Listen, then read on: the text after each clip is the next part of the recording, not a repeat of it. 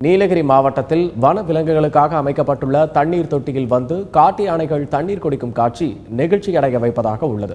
தமிழகத்தில் இந்த ஆண்டு பருவமழை பொய்த்ததால் நீலகிரி மாவட்டத்தில் உள்ள வனப்பகுதியில் கடும் வறட்சி நிலவி வருகிறது.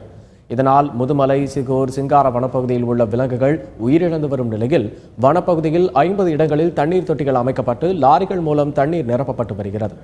தண்ணீர் சத்தத்தை கேட்டு வனப்பகுதியிலிருந்து வந்த யானைகள் தண்ணீர் குடித்ததை வனத்துறையினர் பார்த்து மகிழ்ச்சி அடைந்தனர். காமராஜர் சாகரிலிருந்து வன விலங்குகளுக்காக தண்ணீர் திறந்துவிடப்பட்டுள்ளதாகவும் வனத்துறையினர் தெரிவித்துள்ளனர். சிங்கார வனச்சரகத்தில் கடுமையான வறட்சி இருக்கு. இந்த கோடை வெப்பத்தில் இந்த கடுமையான வறட்சி ஜனவரி மாதத்துலேருந்தே ஆரம்பிச்சிருச்சு.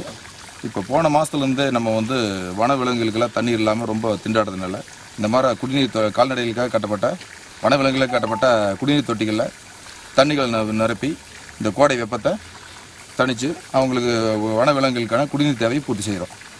இப்போ இந்த வனப்பகுதிக்குள்ள சிங்காரா வனச்சரகத்துக்கு உட்பட்ட வனப்பகுதிகளில் ஒரு 8 இடங்களில் நம்ம இந்த மாதிரி தண்ணி ஃபில் பண்ணிகிட்டு இருக்கிறோம்.